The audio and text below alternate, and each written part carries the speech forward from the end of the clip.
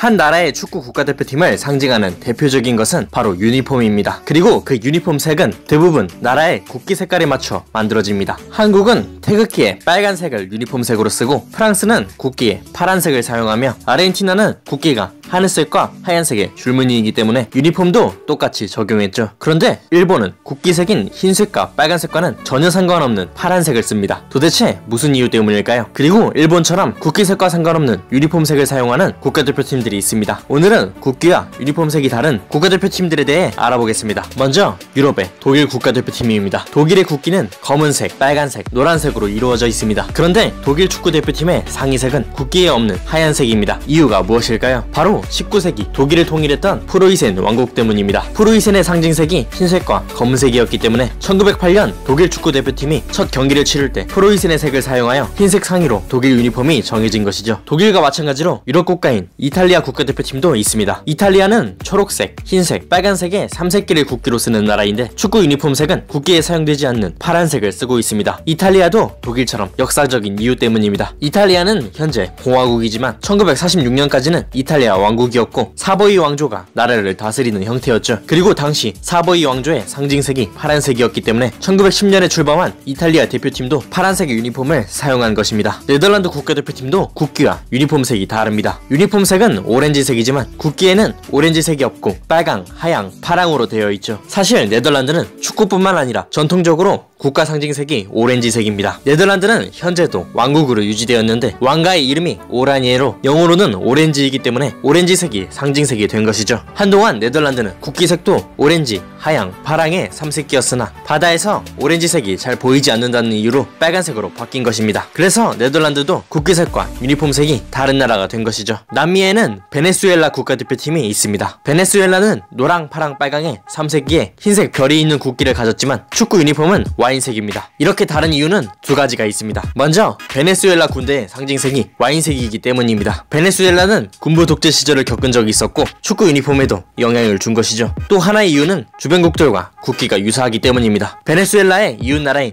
콜롬비아, 에콰도르 모두 노랑, 파랑, 빨강의 국기색이고 유니폼도 노란색을 사용하기 때문에 베네수엘라는 구분을 위해 와인색을 선택한 것이죠. 대륙은 오세아니아지만 축구에선 아시아인 호주도 이런 경우입니다. 국기에는 파란색, 흰색, 빨간색이 있는데 유니폼색은 노랑과 초록으로 이루어져 있죠. 호주 유니폼의 노랑과 초록은 호주의 국화인 골든 와트를 상징합니다. 아카시아와 비슷한 꽃으로 호주의 독립과 통합을 상징하는 꽃이기 때문에 호주 사람들에게 중요한 꽃이고, 그 색도 호주의 국가 상징색이 된 것이죠. 따라서 축구에서도 호주의 국가 상징색인 노랑과 초록을 사용하는 것입니다. 마지막으로 일본입니다. 일본의 국기인 일장기에는 흰색 바탕과 빨간색 원이 있는데, 일본 축구 유니폼은 일장기에 없는 색인 파란색이죠. 파란색을 쓴 최초의 이유는 섬나라이기 때문에 바다를 상징하는 색을 쓴 것입니다. 20세기 초 축구 유니폼이 정립되지 않던 시절 파란색 유니폼도 한번 써봤던 것이죠. 그런데 일본의 첫 국제대회인 1936 올림픽에서 일본이 스웨덴을 상대로 3대2로 승리하여 메이저 대회 첫 출전에 첫 승리를 가져가자 행운의 유니폼이라 생각하여 계속 쓴 것입니다. 한때 국기색에 맞게 흰색과 빨간색을 유니폼으로 맞춘 적이 있는데, 그 유니폼을 쓰면서 올림픽과 월드컵 예선에서 처참한 성적으로 떨어지면서 다시 행운의 유니폼인 파란색을 쓰게 되었고, 지금까지 이어진 것입니다. 이상 나루월드였습니다. 재미있으셨다면 구독과 댓글 부탁드립니다.